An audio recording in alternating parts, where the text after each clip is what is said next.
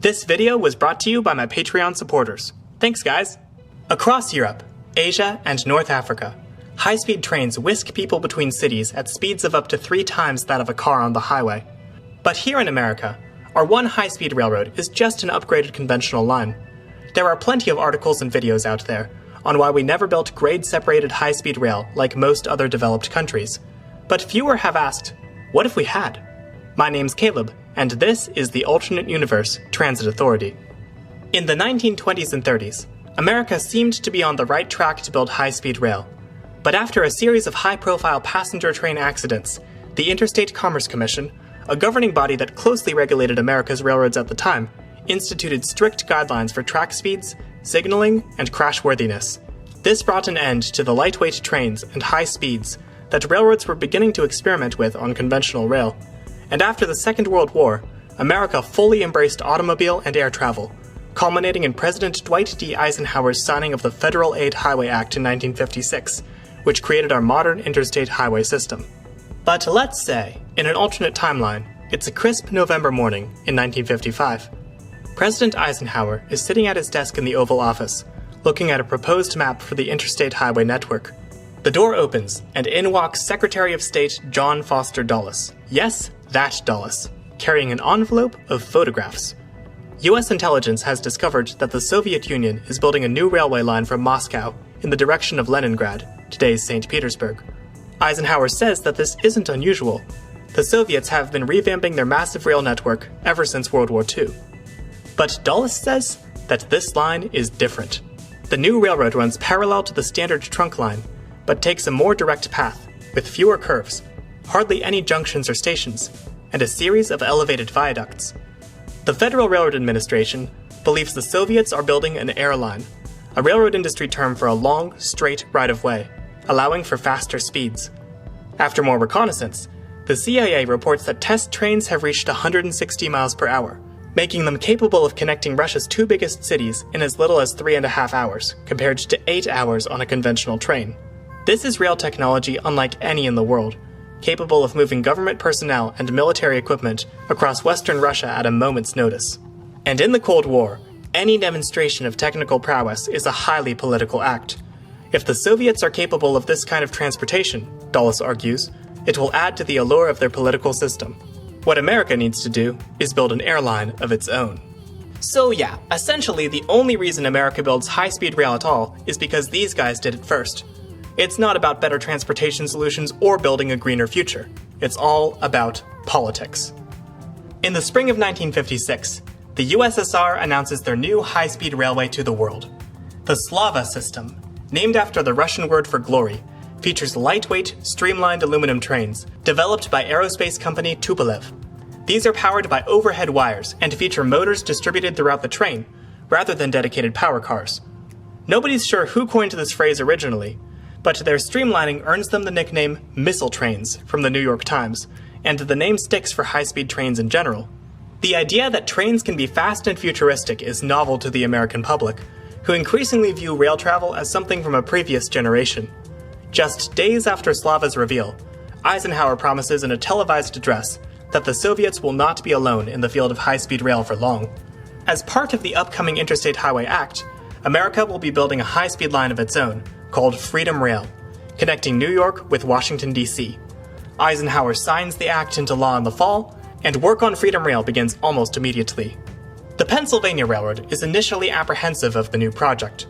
With missile trains zooming up and down the Northeast on government-owned tracks, their conventional Northeast corridor is going to lose a lot of passengers. Their attitude changes, however, when they're given a government contract to run Freedom Rail. Bud is chosen to build America's missile trains, dubbed Freedom Liners. We have some idea of what these would have looked like, thanks to early Metroliner concept art from the 1960s. To regulate the new project, the Federal Railroad Administration creates a new division called the High Speed Rail Administration, or HSRA. They, the ICC and Bud, have lengthy discussions on how fast the trains will be allowed to run, as well as how light they can be. In the end, most of HSRA's demands are met, with the ICC granting them an exception to standing vehicle weight regulations, as their equipment will mostly be on dedicated rights-of-way. A maximum speed limit of 175 miles per hour is set, beating the Soviet speed record and allowing journeys between New York and Washington in as little as 2 hours, compared with over 3.5 hours on a conventional express train. Construction begins in January 1957, costing about $25 billion in today's money. Since the government wants to open the line as quickly as possible, the segment between Philadelphia and New York is constructed first. New dedicated platforms are built above Philadelphia's existing 30th Street station, one story up from the commuter rail platforms and parallel to the conventional ones down below. The line then arcs its way up out of Philadelphia and runs on a viaduct parallel with the Northeast Corridor across New Jersey. New platforms are built for the existing Penn Station in Newark, and entirely new transit centers are constructed in Trenton and Woodbridge Township, the latter of which is named Garden State Freedom Park. Since building a new tunnel into New York City is considered too costly and impractical, Freedom Rail trains transfer onto the Northeast Corridor near Secaucus to cross under the Hudson River and into Penn Station. This station is given an overhaul and restored to its early 20th century glamour, and a new yard is created for the missile trains in Sunnyside Yard. In October 1959, the Slava system opens its initial segment between Moscow and Kalinin, now known as Tver. Premier Nikita Khrushchev proudly shows off the new trains and elaborate stations, with crowds of dignitaries and happy passengers climbing aboard the trains and waving Soviet flags. The handful of foreign journalists on board report that the ride to Kalinin is remarkably smooth for such a fast journey, but that the cabin is fairly noisy and the amenities are pretty bare bones. The HSRA quickly promises a faster, quieter, and more comfortable journey on board Freedom Rail, and Pennsylvania Railroad executives design comfortable Metro-class business class to be placed at the front and rear of every train, as well as upscale cafe cars to go in the center of each train set. In the midst of this construction, Japan is also hard at work on the Tokaido Shinkansen. Japanese National Railway President Shinji Sogo and Shinkansen Chief Engineer Hideo Shima traveled to the United States in 1960 to secure funding for their own missile train system. The World Bank only gives them 15% of what they need, as missile trains are still experimental technology. The United States government, however, is happy to supply the rest of the funds, as they want to grow their diplomatic ties with Japan. Sogo and Shima return to Japan as heroes. The HSRA ends up collaborating with JNR on their project, and technology developed for Freedom Rail ends up transferred to Japan, leading to a slightly different system, at least from a technical standpoint. On May 1st, 1961, President John F. Kennedy, former President Dwight D. Eisenhower, and a group of Pennsylvania Railroad executives board a Freedom Rail train out of Philadelphia's 30th Street station. 39 minutes later, they arrive in the airy concourse of New York Penn Station to cheers, confetti, and musical performances by Frank Sinatra and Elvis Presley. Life magazine features the two presidents posing next to a Freedom Liner train, something that becomes an iconic image of the Cold War. The following day, Freedom Rail begins revenue service on a clock-faced schedule. Trains departing on the hour make express runs to Philadelphia, while trains on the half hour stop at the 3 New Jersey stations. These become so popular that the Pennsylvania Railroad discontinues its hourly conventional trains on this route in September. 1961 sees technological optimism sweep America as citizens read about men flying in space while riding trains from the future. Even voices who were initially skeptical of Freedom Rail are now impressed by the project. Tourists arriving in New York City take rides on Freedom Rail purely for fun, and Lionel Trains, which has seen declining sales from the past few years, comes roaring back when its 027 Freedom Liner model is the #1 toy that Christmas. An HO-scale model is also available for the more endowed collector. Guaranteed connections to the Northeast Corridor are available in Philadelphia for Freedom Rail travelers who wish to continue to Washington. But these too are on their way out, as the HSRA is hard at work building the rest of Freedom Rail. South of Philadelphia, the line parallels the Northeast Corridor, with trains terminating at Washington Union Station, and another missile train servicing facility is constructed in Ivy City Yard. Stations in Wilmington and New Carrollton are also opened, the latter of which is named Capitol Freedom Park. But when Freedom Rail reaches Baltimore, the new line departs from the corridor, taking a more direct route through the city's downtown, and serving the brand new underground Dwight D. Eisenhower station. This is the most expensive segment of the line, and while it's one that the state of Maryland is happy to help bankroll, it's not without its controversy. Viaducts for the high-speed rail are constructed through majority-black neighborhoods, resulting in the destruction of homes. Civil rights leaders push back against this through protests and demonstrations, and local bus driver and activist Dinah Williams pens an angry letter to HSRA, saying her neighborhood is being destroyed to build a railway that will not benefit her community at all. Her letter becomes a rallying cry for Baltimore residents. HSRA listens, And after talks with the Maryland Department of Transportation and the new Urban Mass Transit Administration, a solution is eventually proposed. Plans for a heavy metro for Baltimore are scrapped, and instead, a new light metro will be built hanging off the side of the Freedom Rail Viaduct, connecting park and ride lots in Halethorpe and East Baltimore with downtown, where the line will run on a street-level viaduct, making stops along the way. The Westinghouse Company of Pittsburgh is eventually given a contract to build this with their new state-of-the-art rubber tire skybus technology. Seeing the promise of economic growth brought on by the new railway, many outside the Northeast hope that Freedom Rail will expand into their parts of the country. Pundits ask why Washington is building a line that serves Washington, and intra- and interstate boards are formed to petition the feds to fund new Freedom Rail routes around the country, including in the South, the Midwest, California, and even Texas.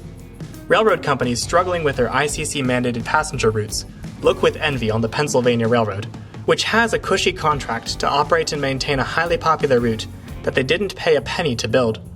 The New York Central and New Haven are particularly aggressive in lobbying for lines between New York and Albany and Boston, respectively. President Kennedy is an enthusiastic supporter of Freedom Rail's expansion. By the turn of the millennium, he says in his 1962 State of the Union address, our children will ride from sea to shining sea on swift, modern, American-made trains. Congress reserves $10 billion in today's money to fund initial high-speed rail construction, with more potentially made available in the future. States and railroad companies proceed to fight over who will get the next Freedom Rail routes, and congressional hearings related to this take place throughout the next 2 years. But since a single high-speed line would require more than Congress's budget, potentially hundreds of billions would be required to build a full network of lines all over the country, and the government is already in the middle of building the interstate highway system, it's hard to imagine how a nationwide missile train network would be built in the near future, or where the funds for it would even come from. Even the most optimistic of projections don't have the existing Freedom Rail corridor paying itself off until well into the 70s. And the initial drive to outshine the Soviets is gone. America has proven itself as the world's foremost high-speed rail operator. It can get away with resting on its laurels. In 1964, the U.S. Department of Transportation proposes the Freedom Rail Expansion Program. Within this, additional Freedom Rail services will run on conventional upgraded tracks, not new rights-of-way, and operations will be contracted out to their respective hosts. Federal funds will be spent converting existing lines to a 125-mile-per-hour operation, as well as purchasing 12-car gas turbine train sets from Bud. Railroads that sign on to the Freedom Rail Expansion Program must agree to prioritize passenger operations over freight, and will be fined severely by the Interstate Commerce Commission if they violate this. Work begins on upgrading lines from New York to Albany, New York to Boston, and Chicago to the Twin Cities, with several other corridors eyed for future development. The New Haven supplements their new Bud train sets with Talgo ones, which they previously purchased in the hopes of providing a guaranteed connection with the Penzies missile trains. While all this is still under construction, the southern portion of Freedom Rail's high-speed line opens in 1965, the same year that the Soviet Slava system reaches Leningrad. The USSR immediately begins construction of new Slava system lines to Gorky, now this place, as well as Kyiv. They may not have the fastest or most comfortable trains, but the Soviets are the clear winners when it comes to track mileage. In New York, crowds of people pass through Penn Station to board missile trains, filling the gargantuan concourse with hustle and bustle 7 days a week. A proposal to raise the station's head house and construct a sports stadium is quickly shot down, as this would be majorly disruptive to the successful new rail service. But thankfully, there's some available real estate close by on the east side. Grand Central Terminal is demolished in 1965 amid outcry from locals to make way for the new Madison Square Garden. In response, an architectural preservation movement spreads throughout New York City, preserving Penn Station's head house for generations to come. New Yorkers are still excited, however, when the upgraded Empire service launches in 1967, slashing travel times between the state's capital and largest city. The remaining 2 Freedom Rail corridors open over the next 5 years, with several others eyed for development. Since the Bud train sets can operate over conventional tracks at lower speeds, railroads around the country start operating them on corridor routes under the Freedom Rail brand in anticipation of track upgrades. In other words, the majority of American trains branded as high-speed rail operate at 79 miles per hour. Long-distance trains, meanwhile, continue to lose money. In 1971, the federal government creates rail packs to operate just long-distance routes. Citizens of the Northeast wholeheartedly embrace their missile trains, which run up to 6 times an hour at peak periods. Supercommuting, for example, living in Wilmington and working in New York, is now easily possible, spurring suburban growth in smaller cities that the trains serve. While one might think this would instead accelerate the growth of denser downtowns within walking distance to train stations, this is America we're talking about, and in America, we drive to the train. At the very least, road traffic on the parallel Route 1 sees a measurable decrease as more people choose the rails. The United States Postal Service experiments with fast mail trains from 1971 to 1989, and in 1977, a new high-speed auto train carrying passengers' vehicles is seriously considered, although it is ultimately axed due to safety concerns. In 1980, President Jimmy Carter signs the Staggers Rail Act into law. This deregulates the railroad industry and deals passenger rail a devastating blow. RailPax, which has struggled in the absence of profitable corridors or new equipment, is dissolved the following year, taking every long-distance route with it. Gone, too, is the Interstate Commerce Commission's ability to enforce passenger train priority over freight traffic. As freight railroads begin to lengthen their trains, Freedom Rail services are subject to increasing delays, lower operating frequency, and an overall drop in service quality. Some railroads choose to give up their Freedom Rail contracts altogether, and by 2023, state DOTs and contractors such as Keolis run the majority of services, many of which now use conventional locomotive-hauled trains. Only 2 new lines are upgraded to Freedom Rail standards after the Staggers Act, namely Philadelphia to Harrisburg and Miami to Orlando. Bizarrely, today, a subsidiary of United Airlines now has the operating contract for the Northeast High-Speed Line, taking over from Conrail's passenger division in 2012. South of New York, the Northeast Corridor remains busy with freight and passenger traffic. Most trains are regional commuter services, and Conrail and its successor CSX run fast intermodal freight on the express tracks. Down in Maryland, the Baltimore Skybus is completed in phases from 1968 through 1998, when the final leg reaches BWI Airport. This becomes a model for other cities, and St. Paul, Houston, Los Angeles, Miami, and Detroit attempt to build Skybus systems of their own, with varying success. Pittsburgh has pitched the idea, but chooses to go with light rail and never builds a Skybus at all. Between high-speed rail and a convenient automated metro, Baltimore becomes a booming tech hub by the 2010s, complete with a useless Obama-era streetcar circling through downtown. Advocate Dinah Williams eventually becomes chair of Maryland's MTA, where she continues to advocate for equitable public transportation for her city. In 2019, she publishes Freedom and Glory, an in-depth look at the hidden costs of Freedom Rail and Russia's Slava system. The breakup of the USSR creates an international border along the Kiev line of the Slava system. A border crossing facility is built along the line, with separate Russian and Ukrainian services serving each side. The Ukrainian portion takes heavy damage during the Russian invasion of 2022.